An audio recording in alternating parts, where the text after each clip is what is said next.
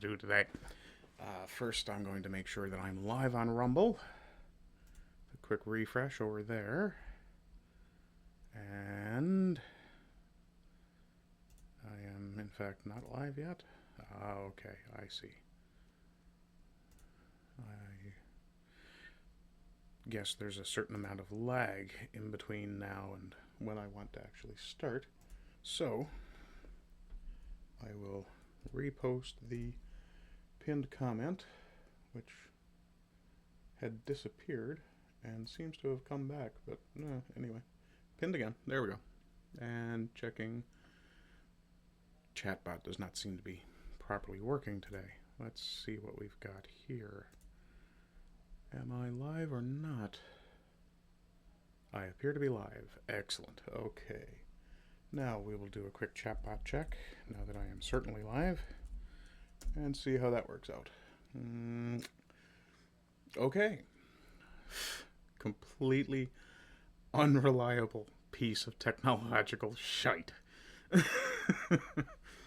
Oh well, such is life. So, as I said, today we're going to do the Fandom Friday thing. So I will get the browser up, and we will move over to starting off with cbr.com. Looks like I need to expand my window a little bit so that you guys can read it. We'll come that far. Actually, we'll go just 1 second. That should be okay. So I'm going to lock that down there, and we'll see what happens when I go full screen with the article. Okay, there we go. So Keanu Reeves' unfairly forgotten cyberpunk gem predicted the future 10 times better than The Matrix. And I'm going to leave this sitting there for just a moment. I have to actually put on some nail polish, because earlier today, I don't know if you can see that, but I was putting together my rowing machine finally. Yeah, I didn't want to use it as a... Oh, well, it's hard to see, but when I was cutting open the box, I slipped with the... Well, I say slipped. I was using a box cutter, and the packaging included a piece of wood and several staples. And I did not know that. And as I was cutting, struck one of the staples and essentially diverged from the intended path of the cut into the tip of my finger and slashed through about the last quarter inch of my fingernail, which loads of fun. Trust me, I've done that before. Not a lot of enjoyment in it, but because there's a raised edge on that nail, I want to put another. Well, I already put one coat on the nail. This is actually clear coat that I have for woodworking projects that need to be for really small ones that I want to put a clear coat on. And yeah, so yeah, ain't I cute? In any case, the 90s film that Keanu Reeves is most associated with is The Matrix, which is true, though I think that was a 1999 film, damn near into the 2000s. Actually, I can do a little work. I'm going to have to do some juggling with these windows as time is going by, because I'm going to want to change some other things, but there we go. At least now the text is a little more readable for you guys. The 90s film Keanu Reeves is most associated with is The Matrix, which is natural considering how influential the movie by the Wachowskis, such as they are now, has been on culture and the concepts of reality, free will, and artificial intelligence. However, before The Matrix, Reeves starred in a lesser-known cyberpunk film, which can be considered a precursor to The Matrix, called Johnny Mnemonic. And it would be fair to say that that was, in fact, a precursor. Based on a 1984 short story by William Gibson. For those of you who have seen me state that we're living in a Gibsonian dystopia, this is the author I'm referencing when I say that. Johnny Mnemonic imagined a dystopian world in the near future, 2021, so 5 years ago, which was less tangible and more digital. Gibson is often considered one of the founding fathers of cyberpunk, if not the founder of cyberpunk, creating neon-lit worlds that are high-tech and low-life. In these stories, hackers, mnemonic couriers, and razor girls, which we didn't really get to see quite the same vision of in the movie, as in the short story. I do highly recommend anything by William Gibson as a read. The short stories collection that Johnny Mnemonic is part of is very good. And Razor Girls try to cope with a world that is run by big corporations, often fighting against the status quo without even realizing it. Johnny Mnemonic is a cult cyberpunk film that people barely know about, but it is one of the most relevant movies of all time, especially now. Yes, and I would also say that it inspired all sorts of, not necessarily imitators, but definitely similar authors in the same vein. One really good comic book, if you haven't read it, is the Ghost Rider 2099 series from Marvel, which takes a significant amount of inspiration from Gibson. As did the early part of Doom 29, well, significant chunks of the early, probably year and a half of Doom 2099, which is, to date, still my favorite comic book series. I know, I'm a weirdo. When Johnny Mnemonic was released in '95, it was critically panned. Even now, its Rotten Tomatoes score is a ghastly 19%. Nobody gives a shit about Rotten Tomatoes anymore. These reviews called the movie overly long.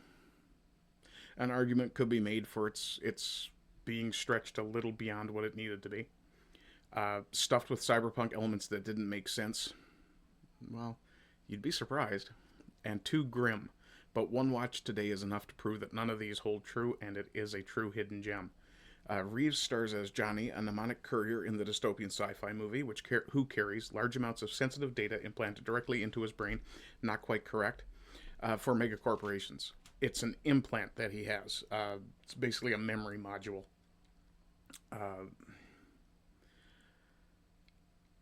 It is a true hidden gem. Yeah, I would say it is definitely a hidden gem. Matter of fact, I think I'm going to add it to my list of things that I want to review at some point. Oh, speaking of which, I will be doing a review for Monday coming of the Roger Moore film Live and Let Die, since I did just wrap up the live reads on Wednesday. Reeves stars as Johnny, a mnemonic courier in the dystopian sci-fi movie. Oh, sorry, I'm rereading things I already read. These implants offer the courier a certain storage capacity, which can be upgraded if the amount of data exceeds capacity. Johnny's childhood memories were erased to make space for this implant, but after years of transporting information, he wants to get rid of the technology in his body and regain his past. That could be one of the elements that doesn't quite make sense, and as a matter of fact, it's not really stated that he can somehow regain his past in the film. The erasure of memory is permanent, folks.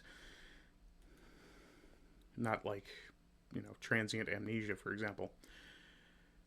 Okay, they're just bashing through the story here. Character was a groundbreaking one. A man who was highly individualistic and didn't care much for what his couriering really did to the world.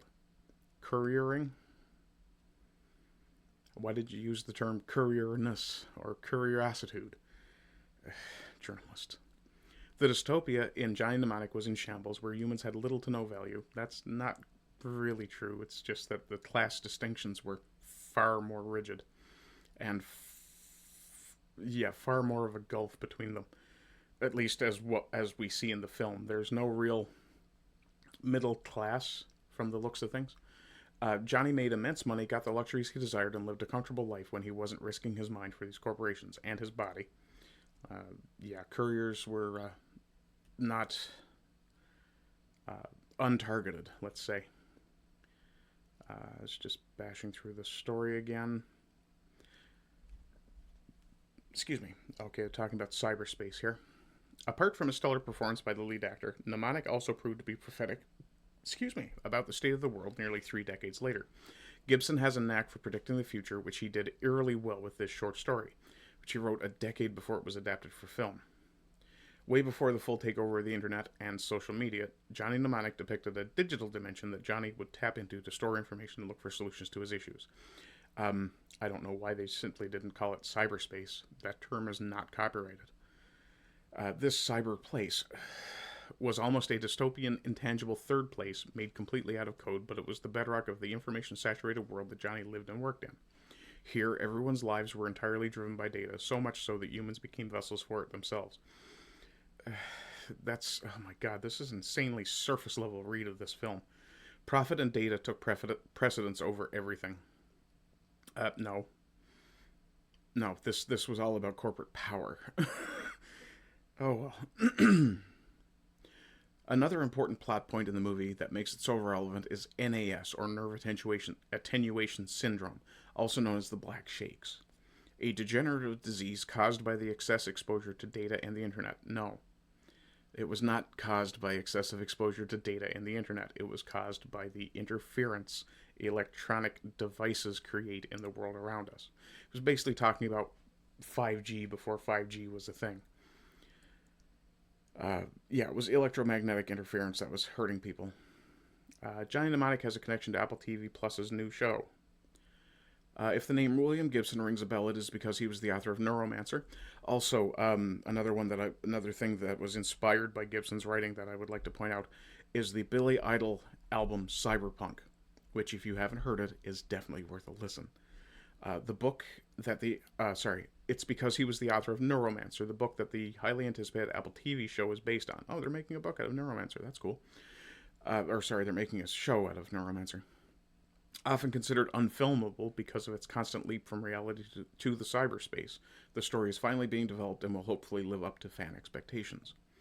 Neuromancer was released in '84 and detailed the adventures of a fallen hacker, Chase, who was recruited by the Razor Girl Molly to unite two powerful AIs, Wintermute and Neuromancer.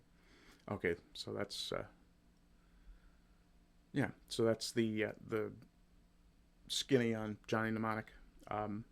Should I have a look for Neuromancer, I wonder? Don't think I'll bother. Okay, moving over to Fandom Pulse. Something else that I intend to review at some point is the Star Trek fan film Axanar. And I need to make sure I make a note of that as well. Axanar, the Star Trek fan film that refused to die.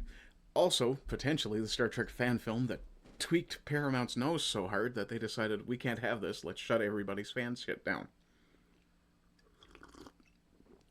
Yeah, for a significant amount of time, there were loads and loads of fan films. One of my friends was actually involved with Filk Ferret Studios, I think was the studio that he was involved with, and had quite a lot of trouble with trying to navigate during the time that Axanar was out and Paramount was starting to shut down fan filming, which I don't know if they've kind of rescinded that issue or not. Sorry, I've got a hell of an itch in my nose. But in any case, yeah, it was causing all kinds of problems for people. When Alec Peters released Prelude to Axanar in 2014, wow, it's already been 12 years, the 21-minute documentary-style short film did something unprecedented in the fan film community. It didn't just look professional, it looked too professional. With Star Trek alumni like Richard Hatch, who I believe also played Starbuck in BSG, Tony Todd, and Gary Graham delivering performances that rivaled official productions. The performances in Axanar are amazing. And visual effects that put some network television to shame, the project raised over $1 million through crowdfunding campaigns. Fans were ecstatic. Paramount and CBS were pissed. Go away. I don't need to subscribe. What followed was a legal battle that would reshape the entire landscape of Star Trek fan productions, create guidelines that many consider draconian, and yet somehow, a decade later, Axanar continues to persist. I will copy the link. So if you guys want to go and watch Axanar, which I highly suggest you do, you can go and check that out. Let me see here. The franchise had been dormant since Enterprise ended in 2005, leaving a vacuum that fan productions eagerly filled. Star Trek Continues, Star Trek New Voyages, and others were producing episodes that captured the spirit of the original series, and fans were grateful for any new Trek content. And yet, for some reason, and I'm soapboxing, for some reason, Paramount and CBS, rather than hiring these people and handing them a budget and saying, hey, make us a Star Trek series, set it whenever you want, just make sure you don't break continuity. And I'm sorry, if you tell a fan not to break continuity, you can be sure they won't. They will find a way to make it fit. And yeah, they want to create Star Trek. They don't want to be like certain new Star Trek fans who cast themselves as Dax 1,000 years in the future just so they can break continuity. Yeah. Axanar promised something different, a feature-length film exploring the 4 years' war between the Federation and the Klingon Empire, specifically the Battle of Axanar referenced in the original series episode, Whom Gods Destroy. The documentary format of Prelude to Axanar framed the story as a historical retrospective, with interviews from key figures discussing the conflict. Yeah, it was kind of a mockumentary, but it wasn't a spoof. This was done very much in the spirit of Star Trek. You could have made a Star Trek episode out of this very easily. The documentary format framed the story as a historical retrospective with interviews from key figures. It was excuse me. It was innovative, compelling, and demonstrated what passionate fans with resources could accomplish. Then came the announcement of Star Trek Discovery. Well, not exactly.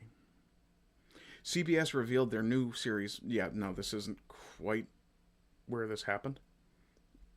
Not that I'm aware of, but then again, yeah, I suppose the overlap could be there. CBS revealed their new series. Sorry, not that I can remember, because I was paying attention when this was going on. Not as close as I should have been, I guess.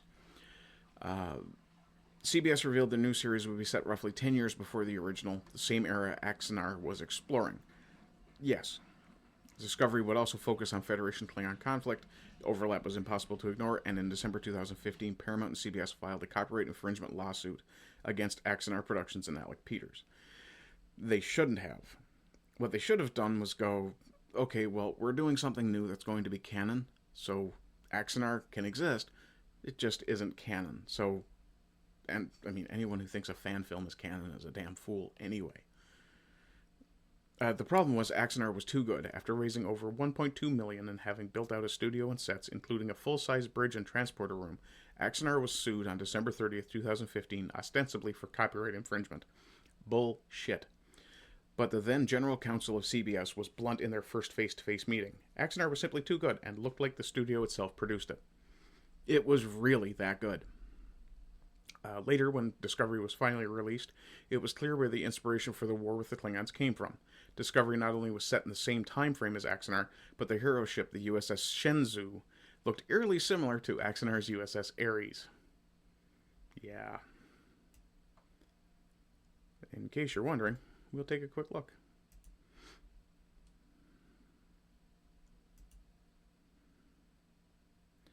Yeah, funny fucking thing, huh? And we'll back up to this, and we'll look at the USS Shenzhou. So here we have the Ares from Axanar, and here we have the Shenzhou. Not all that close, but close enough. Yeah, it's a bit much. Oh, that's the next story. We'll look at Cavill's Highlander. The legal battle was extensive and contentious. Paramount and CBS accused Peters of copyright infringement and engaged in an active smear campaign against him. The lawsuit sent shockwaves through the fan film community. Yeah, I remember my friend at the time, the guy who was working for, I think it was Phil Ferret, I'm not 100% sure on that, but I remember him saying at the time, and a lot of people in the space, because I had just written a Star Trek fanfic, which I think is actually pretty good.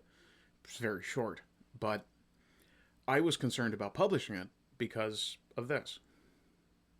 I didn't want to be accused of copyright infringement and come after by CBS's lawyers. I'd have no chance. So I did quietly publish it on one of the fanfic websites. I don't remember which one, but I have since pulled it down because I wasn't comfortable with leaving my my work in someone else's hands to be potentially scrubbed over and taken. In any case, legal costs mounted. The future of fan-made Trek content looked grim. Yeah, it was a serious concern for a lot of people that they might be facing. How to put it? Retribution from the producers. Peters, however, was able to sign on Winstron and Strawn, one of the top IP litigation firms in the U.S., to represent them pro bono. Didn't know about this. The litigation lasted the entirety of 2016. Rather than celebrating the 50th anniversary of Star Trek, CBS spent the year suing their biggest fans. Then in January 2017, the parties reached a settlement. Oh, for the record, that also means that this year is the 60th anniversary of Star Trek. The parties reached a settlement. Axanar could continue, but under severe restrictions. The full feature film was reduced to 2 15-minute episodes.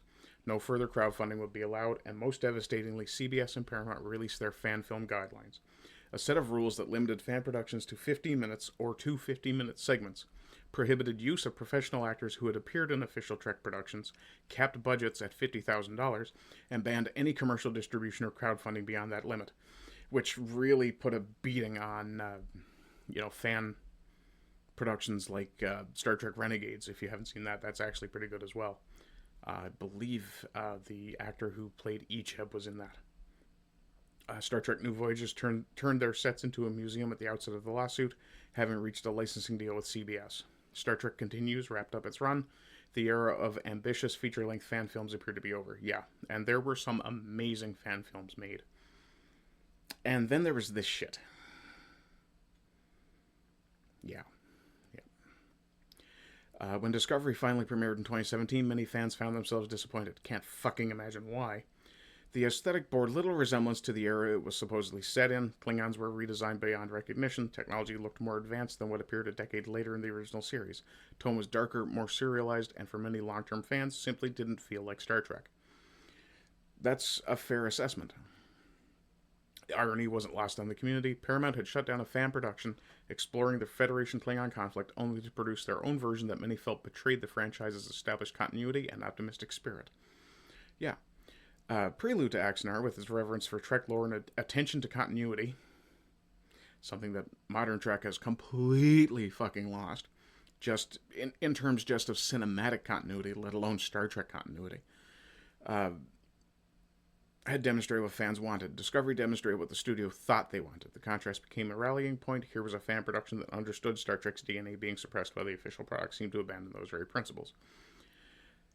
What makes the Axanar story remarkable isn't just a legal battle, it's what happened after. Lesser projects would have collapsed under the weight of legal fees, restrictions, years of delays. Peters, however, kept going. Says he's Greek, and that means he's stubborn. Production adapted to its constraints. Unable to crowdfund, Peters found other ways to continue. Full feature was cut down to fit into the documentary series Prelude to Axanar started. Scope narrowed, vision remained. Peters moved the studio from LA to Atlanta to save cost. Used his retirement savings to keep the project going. He faced additional delays along the way. After a director was fired, he filed a fraudulent copyright on the Axanar script, forcing Peters to sue him. COVID hit 2020, shut down filmmaking worldwide for over a year. CBS and Paramount sent letters alleging violations of the 2017 settlement, yet through it all, production continued. The cast remained committed. Richard Hatch, who passed away in 2017, had recorded extra footage as the Klingon Karn, grounding the next 2 episodes. Gary Graham, who had reprised his role as the Vulcan ambassador Saval, shot his scenes before passing in 2024. J.G. Hertzler, for those of you who don't remember, Martok, returned to his role as Admiral Travis. Peters added over a dozen cast members, including well-known actors who signed on because they believed in the project. Their performances demonstrated this wasn't just fan service, it was legitimate sci-fi storytelling. Yeah, it was absolutely good stuff. Oh, and there's another link for you guys, which I haven't even seen. So I will throw that one into chat as well. And I'm actually going to go to my Rumble browser, throw that in, and make sure I have that on my watch later list for later. Pause.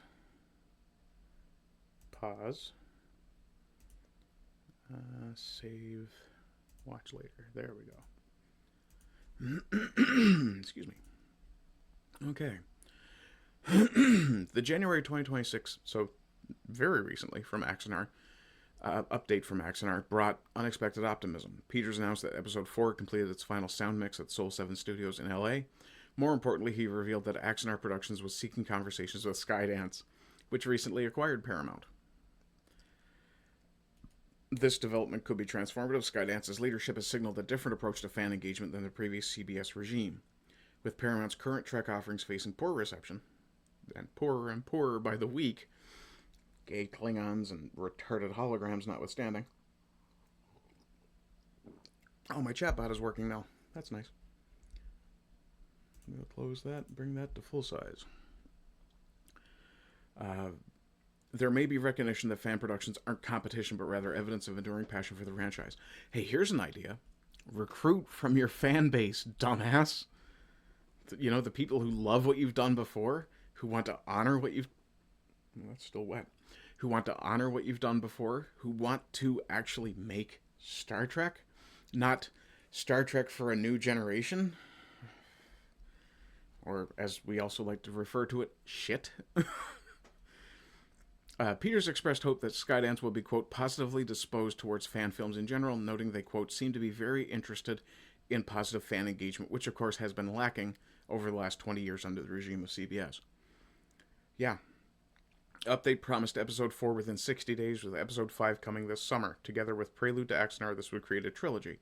Prelude to Axanar, The Gathering Storm, and Crucible. Nice. Let's see. What Axanar represents. The saga transcends one fan film. It represents the tension between corporate control and fan creativity, between protecting intellectual property and nurturing the community that keeps a franchise alive during dormant periods. When official Star Trek was absent, fans filled the void. Same as we did. And I say we because I'm a Star Trek fan. It's the same as we did during the void between Star Wars. And, yeah, that's another franchise that really ought to pay better attention to its fans and what the fans are doing. Let's see. Documentary format isn't just stylistically interesting. Yeah, it is, because when it comes to documentary format content in the Star Trek universe, occasionally you get an episode like it. More often than not, what we're looking at is more like things like What We Left Behind, the Star Trek DS9 documentary. But to have a series tell an entire story through documentary, it's extremely unusual. And in a way, it's never been done in Star Trek. So I think that might have been part of the problem with Peters as well. Paramount was pissed off that he was making them look bad. Axanar frames the 4 Years' War as a pivotal moment in Federation history, which it absolutely would have been. If I remember correctly, the 4 Year War should be where the Battle of Kittimer occurs as well. So we'll have episode 4 in the next few months, and we'll have episode 5 this summer. That's awesome. Okay, let's go and talk about Highlander. Now, full disclosure, I absolutely love this franchise. I don't care how bad some of the movies are.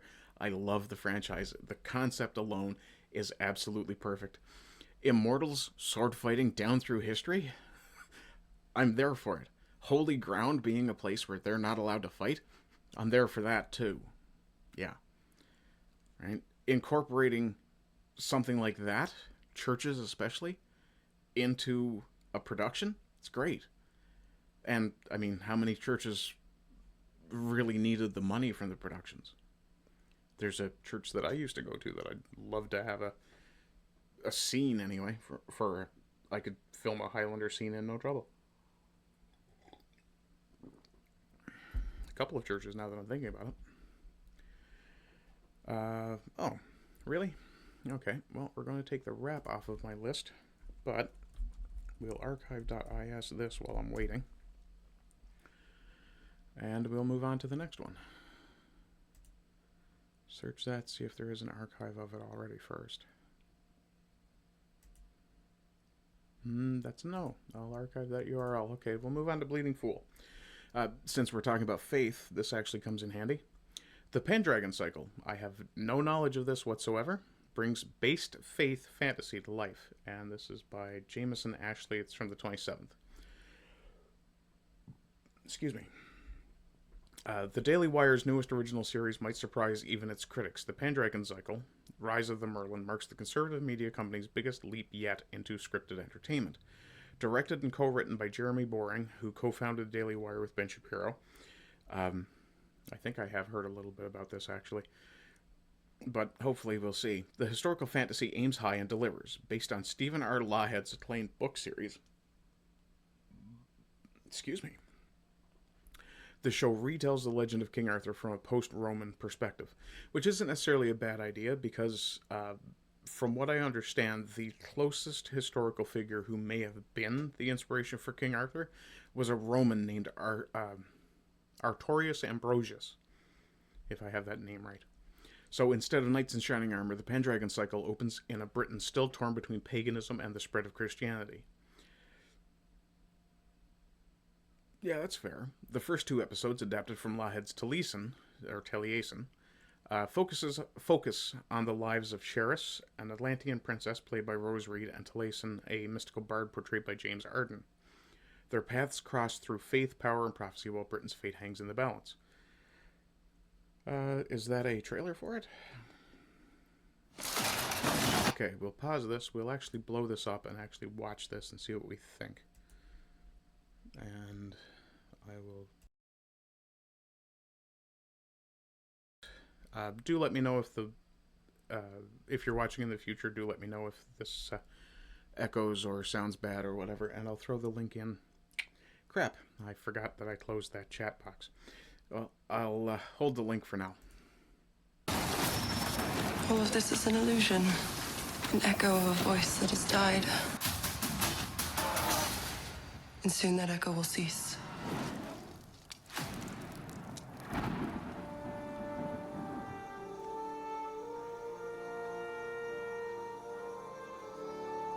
They say that Merlin is mad. They say he was a king in Dyfed, the son of a princess of lost Atlantis.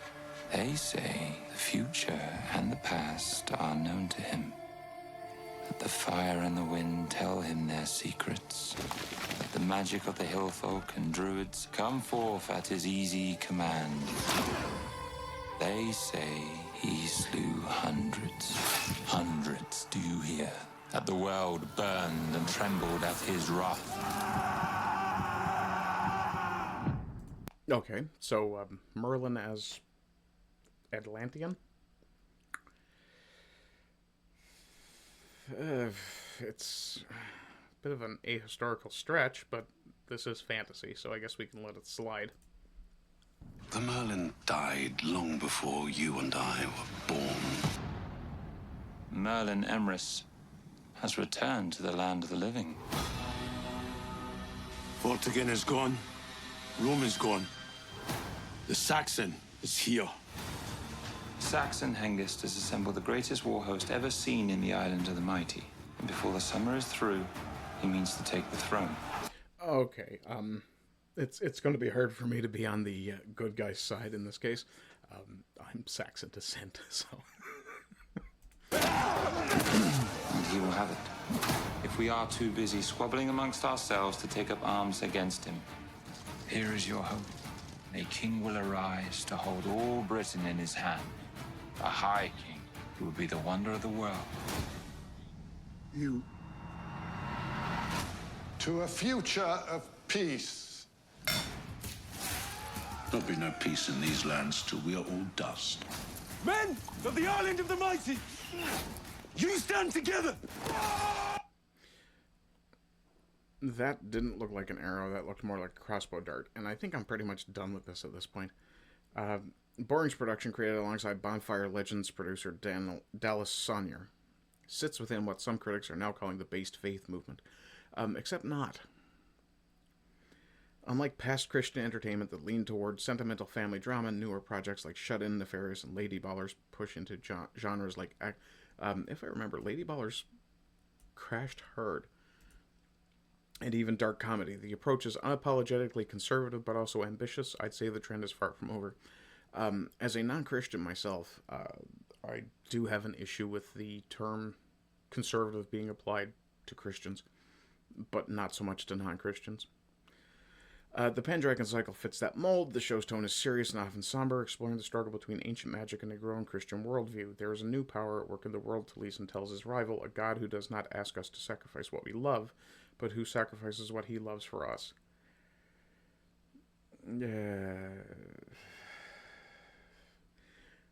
Visually, the series impresses. Shot in Italy and Hungary. Yeah, visually it does look amazing. Shot in Italy and Hungary, the landscapes feel vast and cinematic even when the geography stretches historical realism. Excuse me. The sets and costumes add richness while not uniform. The acting is earnest, especially from Reed, whose portrayal of Charles Sheris carries both strength and grace. Um,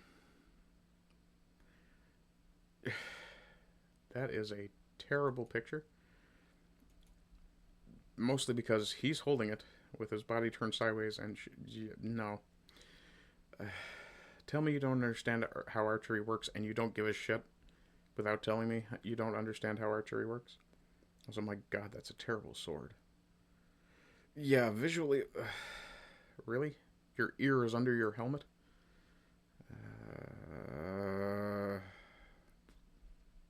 This looks like, yeah, people trying to... oh, for fuck's sake. Okay, let's go back to that then. I'm not a robot today.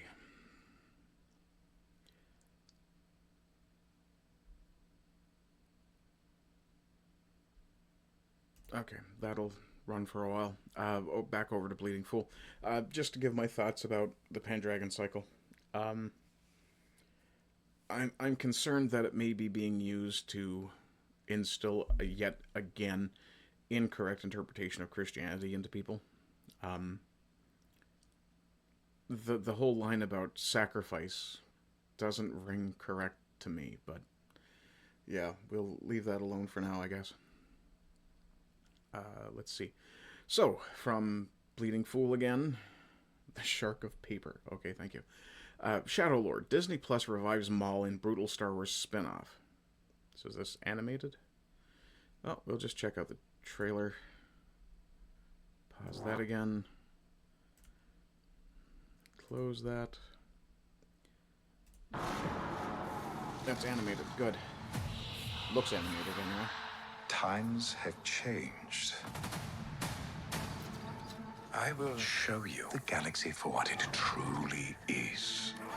Oh, it's definitely Sam Witwer's voice. Good. See things from a new perspective. Is this what our future holds? Always running. I invite you to look more closely. What are we dealing with? Good question. And I offer you an opportunity.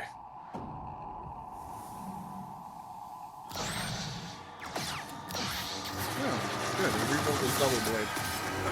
That weird cane thing he was using for a while used to piss me off. Maul. Okay, it says from the creators of the Clone Wars. I'm sure they don't mean Gennady Tartakovsky, which is a shame because I really, really would like him to contribute to Star Wars again. We have all been Does look very made good, to though. suffer. We survive, but do not live.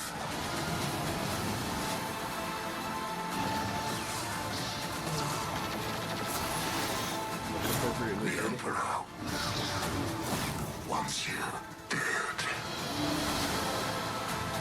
Chains can be broken. Hang on! And empires can be shattered. Okay, there's one thing I do want to mention here, since we have a shot of an Inquisitor. Let's see, where are we about here? Yeah. I will never understand this whole rotary, double-bladed lightsaber thing. It's among the stupidest shit I've ever seen. One of the things I really loved about Star Wars lightsaber fights, and, I mean, it's pretty obvious I like lightsabers. I have two hanging on my wall. One of the things I really loved is that they were based in real-world fencing. As much as a fantasy, science fiction weapon could be, and the way you use it. Of course, there's a whole pile of different ways of looking at whether or not you had to be able to use the Force to be able to wield a lightsaber, things like that. But this whole rotary... the idea of the rotating double blades, if they're spinning, what you're basically dealing with is you have an entire plane of danger that you have to avoid as the person wielding it. So there's no such thing as being able to say, okay, it's rotating in this plane around my hand. I can't do this because I'll cut myself in half. I had enough trouble with Darth Maul's double blade, which I still kind of do, but the whole rotating thing that the Inquisitors have, especially with that tiny, ow, that still hurts, that tiny little grip, no, it's just bunk, and it should never have been.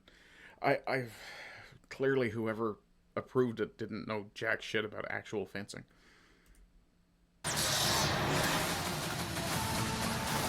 And fortunately, the Inquisitor dies. Good, good. I'm actually going to say I'm looking forward to this. Which is probably a bad choice, but it is what it is. This is the story fans have been begging them to tell ever since Lucasfilm turned them all into a one-and-done party trick in The Phantom Menace. No. Not at all. I assume this is post-Solo. Let's see. Hopefully we'll get a good serving of Syndicates. Yeah, well, the Pikes were there. Spice. Nobody cares if the drugs are in there or not, except fake fans. Enough implied body count to remind you this universe is supposed to be dangerous. It does look like it's not meant for really young kids, but that's okay. Let's see. Regardless, I do hope we get some Sith intrigue with Palpatine and Vader. Why? Perhaps Vader versus Maul. Why? Vader would rip Maul to pieces. Quite literally, from a distance. He's done. But with Sam Witwer still voicing Maul, I have no doubt the character will at least shine in that aspect. His vocal portrayal of Maul is amazing. Yeah, he's probably the best Maul's voice. I mean, I'll never not think Ray Park was the absolute best Darth Maul on film. And I think at this point he's been the only one. Let's see if this is archived properly yet. There we go. Okay, and I have to change how the browser's sitting again.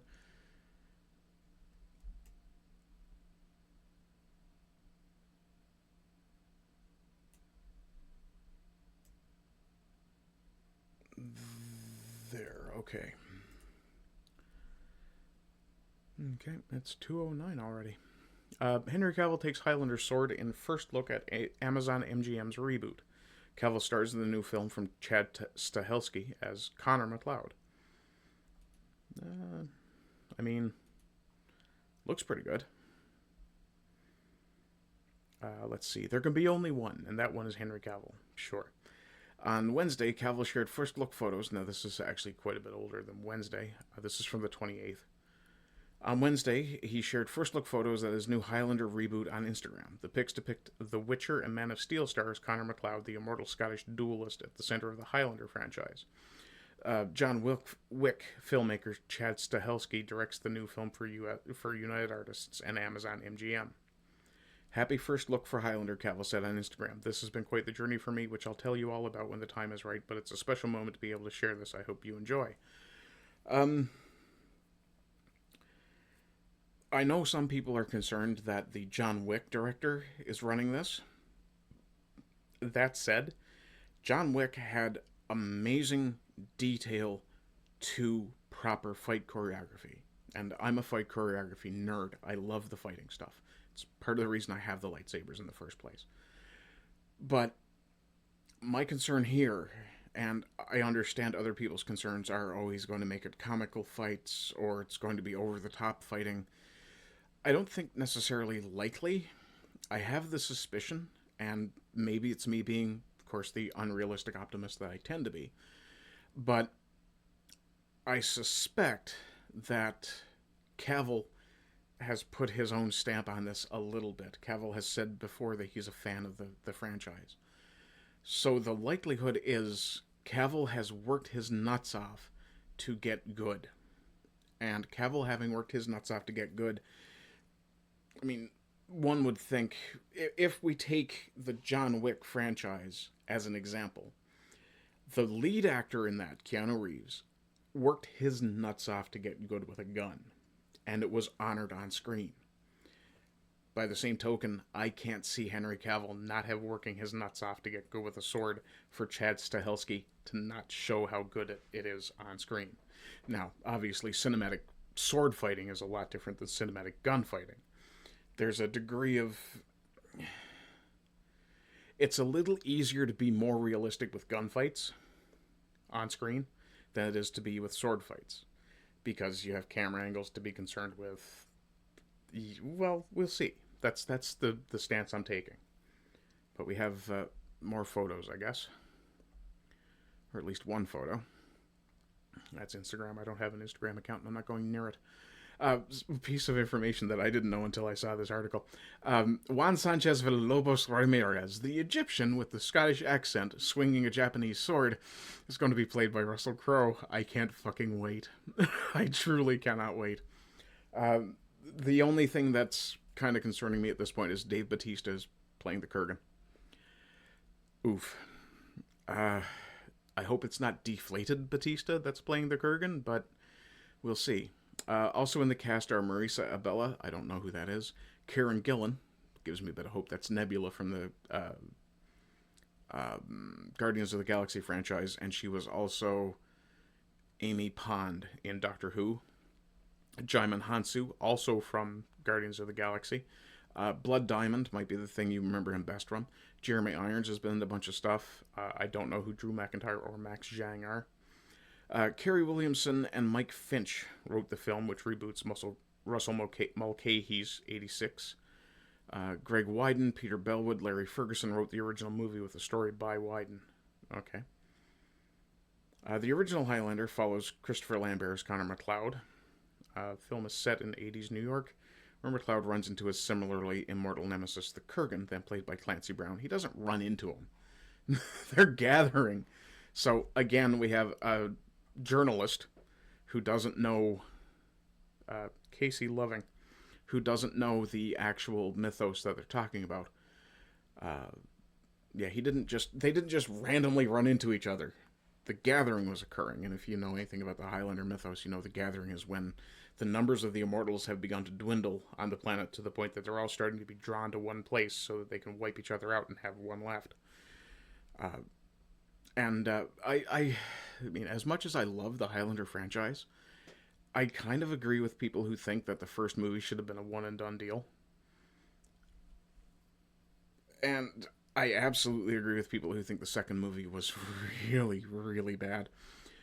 There is one moment in the second film, and it's Sean Connery's,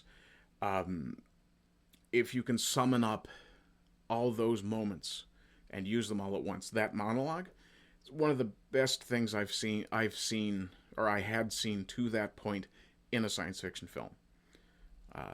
It's a great moment if you get a chance. I think I have it clipped, actually. Might be on my YouTube under my clips, and I think my clips are public. Stahelski and Cavill's Highlander reboot was originally slated to be at Lionsgate, where the filmmaker developed John Wick, from a nearly straight-to-DVD action flick to a full-fledged blockbuster franchise. In 2025, The Wrap reported that the film had moved to Amazon MGM as the result of a financial dispute between the Wick filmmaker and his former home studio, with concerns from Lionsgate over the film's massive budget. Highlander didn't need a massive, massive budget. So I'm guessing there's a lot of CGI in this, which is not really necessary. I mean, if you go back and you watch the original, that thing had to have been made on a really thin budget. Like, it was barely above B-movie quality. Barely. Actually, pretty much was B-movie quality, but it was really good. Let's talk about Sam Raimi. And we're back to Bleeding Fool again. So, we can change the browser again a little tiny bit. I do apologize if I'm slow with my mousing. That finger is starting to ache. Okay, from Bleeding Fool. Sam Raimi talks lost DC projects and possible Marvel return. This is from the 29th. Raimi's career has taken him from the muddy swamps of The Evil Dead, damn good series, go watch it, to the glossy sound stages of Hollywood blockbusters. He built one of the most beloved superhero trilogies of all time with Spider-Man. Well, no, he built two really good movies with Spider-Man and Tobey Maguire, and then the studio interfered far too much in the third one. Then returned to the comic book world with Doctor Strange and the Multiverse of Madness. Yeah, you didn't have to mention that. Talk about beating a guy in the balls. But there's one major universe he's never been allowed to enter, DC. And according to Raimi, it's not because he didn't try. The director's newest project, the survival thriller Send Help, opens this weekend. So this is from the 29th, as I said. The film stars Rachel McAdams and Dylan O'Brien as a stranded Boston employee forced to survive on an uncharted island and each other. Okay. While promoting it, Raimi opened up about his failed attempts to bring DC icons to life. I love Batman. I tried to make a Batman film. Couldn't get the rights. A Sam Raimi Batman could be really interesting, actually. Wanted to do a Shadow movie. Cool. I really loved the Shadow movie with Baldwin and John Lone and Tim Curry. And if I remember right, Ian McKellen. Yeah. I did Penelope Ann Miller. Was that who was in that one? I'm not sure. Oddly enough, I didn't really pay attention to the chick. Raimi went further, saying he respects how deeply fans care. Superman's always been one of his favorites. I didn't finish the quote there, sorry. A Sam Raimi Superman movie might have been interesting, too. It would just take the writers to come up with an original story based on their character, something that's true to the character and part of their real universe, not something that disappoints fans. He's made clear he's not chasing trends, but a story that had a real journey for that particular individual. Yeah, his Spider-Man trilogy, as faulty as the third one was amazingly well written and well done. His remarks landed an interesting moment in comic book movie history. Yeah, it's called fatigue.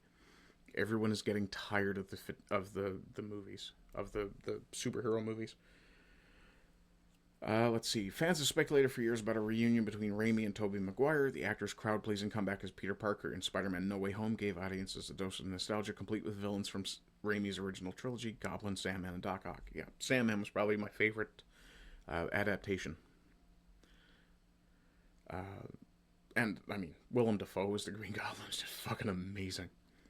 So far, there's no sign of another solo adventure for Maguire's Spider-Man under Raimi's direction. Yeah, don't look for it. Apparently, Maguire is supposed to be appearing in Avengers Secret War, or Secret Wars, or possibly Doomsday. Still, Hollywood loves a comeback. Jackman is back as Wolverine.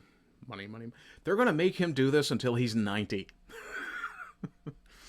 Original X-Men stars like James Marsden and Rebecca Romijn are returning for Avengers Doomsday. That actually makes me want to watch Avengers Doomsday. Not because I give a shit about the story, but because I want to see those characters back on screen. Because, Rebecca Romijn's, Mystique. Yeah. So why not Toby one more time? If Marvel Studios ever wanted to close the multiverse chapter with a real surprise, bringing back Raimi and Maguire together could be exactly what fans didn't realize they were waiting for. It's not likely, and I wouldn't expect it. No name-calling in the comments. Don't be a retard. Okay, so slightly more... Did I mean Bleeding Fool? No, I did not. I'm on Bleeding Cool because I want to be on Bleeding Cool. Okay, I think we're good there for the window. So the Disney Afternoon Collection confirms a Switch launch date. I didn't know about this, and I'm very tempted to pick up the Disney Afternoon Collection on Steam, simply for this. The Darkwing Duck game. I was a massive Darkwing Duck fan when that show was out. Includes 2 new games, Goof Troop and Bonkers, plus 6 classic NES titles from the original collection. Yeah, the Darkwing Duck game is just a side-scroller. So yeah, I just wanted to talk about that a little bit. Where we are. Fight crime is the winged terror himself, Darkwing Duck, and battle a variety of enemies with a gas gun. Suck gas, evildoer! Yeah. I'm absolutely an unapologetic nerd. Okay, switching over to X, and this is the more fun stuff now, so I'm going to come over here and change the window a bit more again. So we have, how to put it, fun.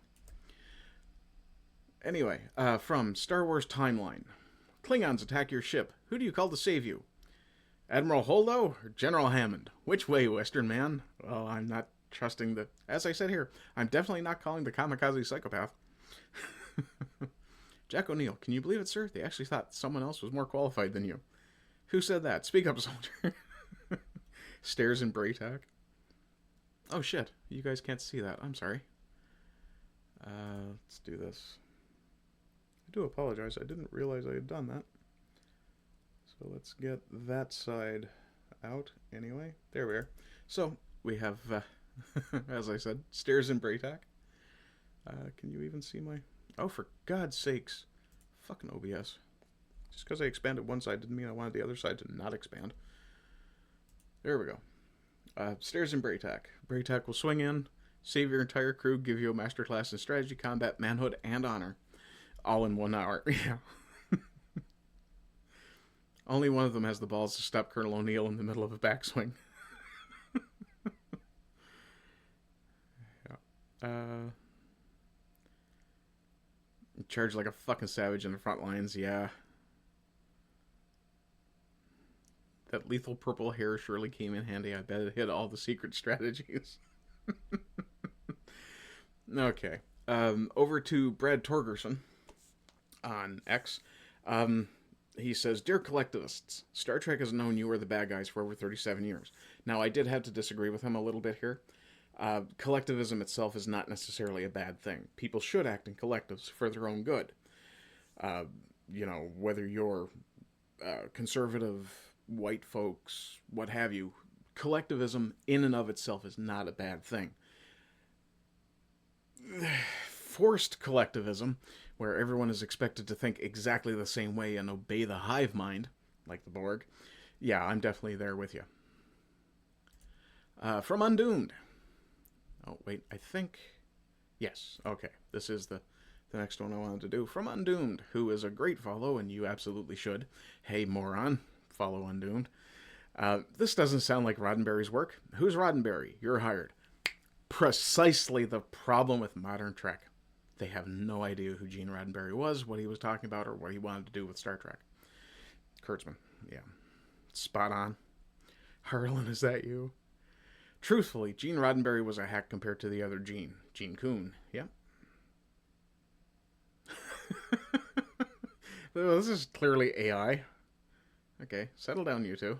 Take it to the captain's ready room at least. Oh, what's this? We have sound?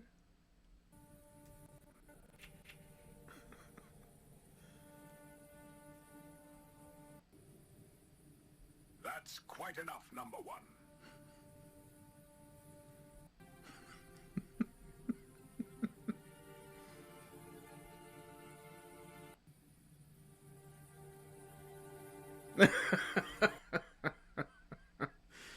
Okay, from Norsound. If I had a nickel for every time Star Trek got better when they took Gene Roddenberry off of making the thing, I'd have maybe 2 or 3 of them. Motion picture The Wrath of Khan, TNG Season 1 and 2, TOS Season 2. Also, he hated Wrath of Khan. It's not a win to say he's essential to Trek.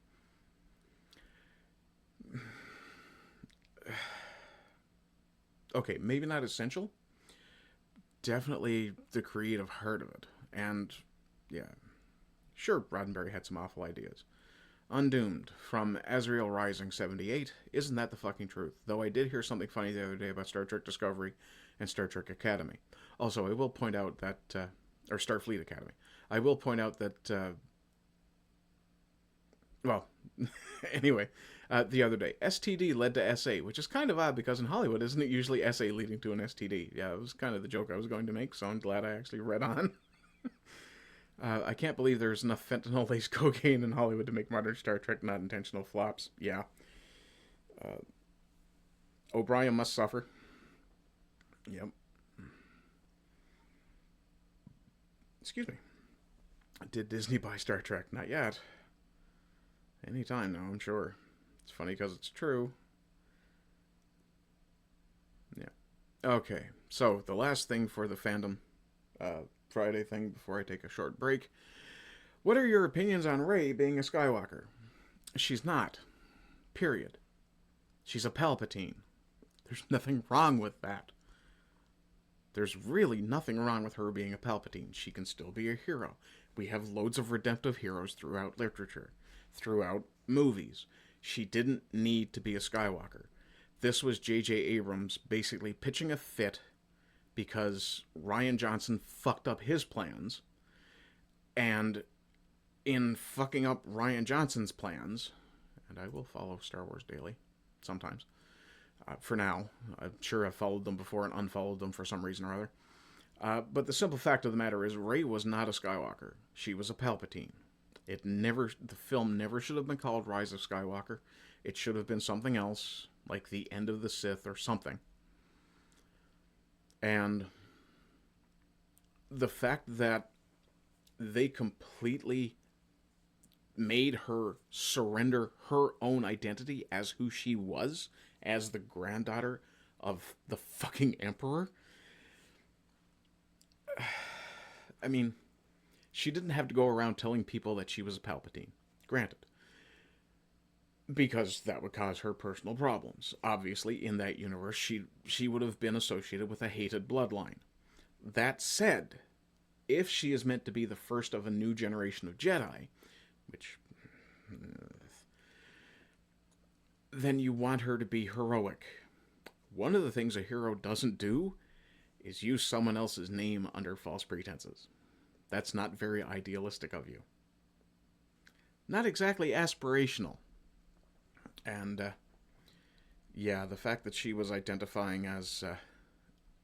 and I mean that literally, the fact that she chose to identify as a Skywalker and moved into Aunt Beru and Uncle Owen's old house... It's like a toddler putting on your shoes and your jacket and pretending to be you. It's cute for about 20 minutes. At the age that she was, that's not cute at all. Yeah. And as I've pointed out many times, the entire motivation for the new Star Wars trilogy and the new Star Wars material that's being released is very clear in the single line from Kylo Ren. Let the past die. Kill it if you have to. This is bait of excellent quality. Actually, yeah, kind of was. You're not canon. Get him, Space King. She's okay in my book. Yeah, well, that's because you're AIing her half naked. Leia and Luke said it was okay, so why not? Yeah, because ghosts don't get to make decisions for the living. That's a lot of flags. I like it because Rey felt loneliness, abandonment, longing to belong. You can see this as she doesn't have a last name and was by herself on Jakku. Her adopting Skywalker is her aligning herself with Skywalker lineage of Jedi. Except there was no Skywalker lineage of Jedi. There was one Skywalker Jedi. The problem is, if you'd read the expanded universe stuff, yeah, there was a lineage of Skywalker Jedi, because you had Leia, who actually took up the lightsaber.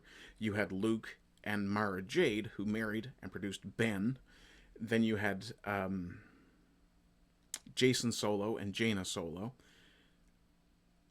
And if you go into the comics, then you have Cade Skywalker, who is Luke's great-grandson, I believe. So, yeah, in the expanded universe, there was, in fact, an entire lineage of Skywalker Jedi, because Luke reformed the Jedi Order as opposed to hiding in a fucking cave for decades. Yeah. She's a Palpatine. The Skywalker family is dead, slain by Palpatine's line. Well, no, that's not quite true either, because, well, like it or not, Kylo Ren is a Skywalker. Because the Jews... because the Jews trace lineage through the mother. No, but he does have the genetics of a Skywalker. He's Vader's grandson. In the Kathleen Kennedy timeline, at least, we'll see if the new management can save it. Ugh. Wouldn't bet on it. Nothing wrong with her character. She was portrayed well. No, she wasn't. The issue lies with the writing. 7, 8, and 9 all suffer from poor planning, and the character development suffers as a result, and I can't blame her for that. Listen, I like Daisy Ridley as an actress. If she'd been given a better script, and the storyline had actually been aligned properly with Star Wars, yeah, might have been good. Han Solo and Ben Kenobi use made-up names, so hell, why not? Because Kenobi wasn't a made-up name. Solo was, and that was retarded, thanks to Disney as well. Not biologically correct. I like her lightsaber design. I don't. It looks like junk. It's a double blader, and it's yellow. She isn't a Skywalker. She took the name to distance herself from Palpatine and honor her mentors. No. What mentors? She doesn't know Leia was a Skywalker. How could she? Nobody ever told her that Luke was her brother. until after they were dead. Identity theft is a crime, Ray. Who the hell are you? I'm Batman. Batman who? Batman Skywalker.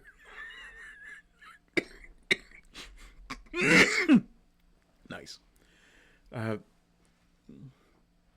Now that she has a new last name, she should learn a second facial expression to celebrate. She's a damn Palpatine, says Crow. Just like how the trilogy can call itself Star Wars, it doesn't make it true. How dare you stand where he stood? Yeah. That's bait. It's a trap. I would have liked that better than her being a Palpatine. Who? Yeah. Could have been done the cool way, was done stupidly in the most hilariously bad movie of Star Wars. She was and still is a great character. See, you're off your head, Exalorian. Inspired by sci-fi movies, games, and art. No, you're not. And you're definitely not a Star Wars fanboy. You jumped on the... this is cute. I like this image. The family that could have been. Yeah. She isn't, nor is anything produced in the Abrams verse what it claims. Force Awakens and After are a mockery of Star Wars. Absolutely. Trumpet Tiger gets a follow for this next part of the comment. Read and play and read comics and listen to and otherwise absorb the EU. That was actual Star Wars. Hell yeah. Rey isn't a Skywalker. I disown this timeline. Awesome as it's not by blood but by honor. What honor? This is Jared Padalecki just dying. Let's see. Everything is proceeding as I have foreseen. Yeah, sure, bud. If it was done by a good story, I'd be into it, but they screwed the pooch with the new movies. It's a no from me. Yeah. She's not Palpatine. You clickbaiting motherfucker, you. Yeah. Okay, I'm going to... Well, let's see if there's any more memes here. Star Wars memes, I mean. The filmmakers may have viewed Rey's adoption of the Skywalker name as an act of respect, but the fact that it instead became a target of ridicule and criticism makes it clear that the studio's direction was never truly aligned with audience expectations at any point during the sequel trilogy. Okay, J.J. Abrams' whole thing is the subversion of expectations. That's fine. However, you don't do that with something that you're stepping into. You are working with someone else's baby. And you did this? No, it's dirty. I want to see if there's any sound on this.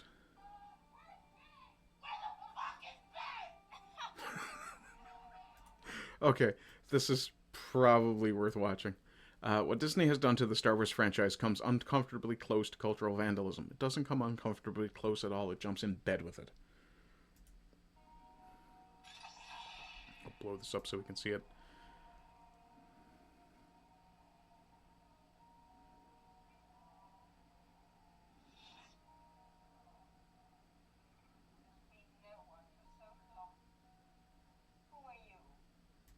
Who the fuck are you, and what are you doing on, their land?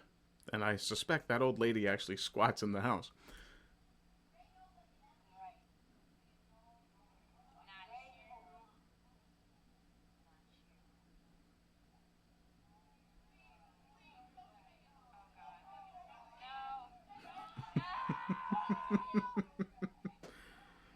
Listen to the fans.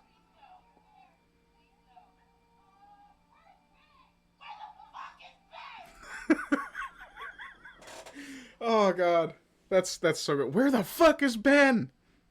Or Anakin? Or Yoda? Why the fuck isn't it Palpatine?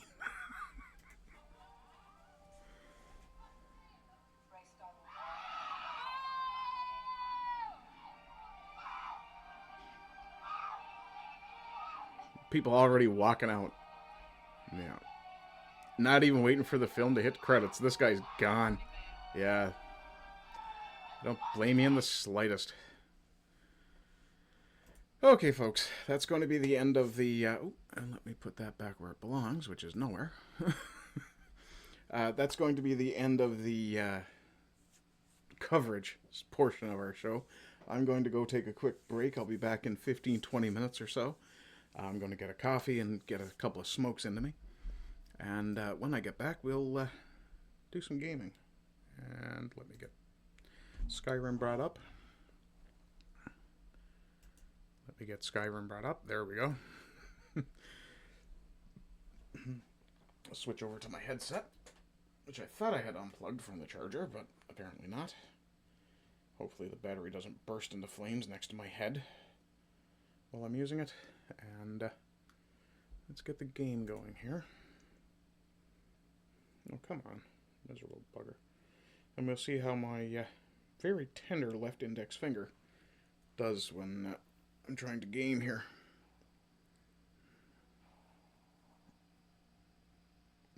Okay, da-da-da. Oop, I haven't got it turned on yet. That helps.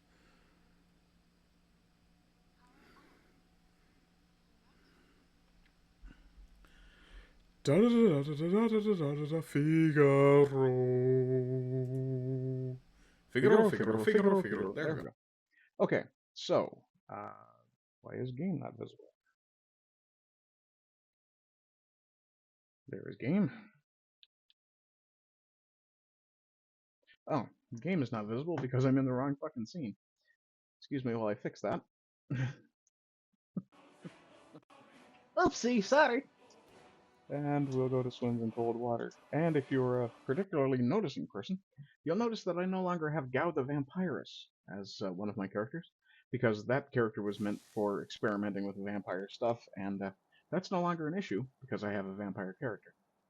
Speaking of vampire characters, we'll throw the interlude graphic up, turn the cam off, and I will return shortly. So 15 or 20 folks, and I'll be back.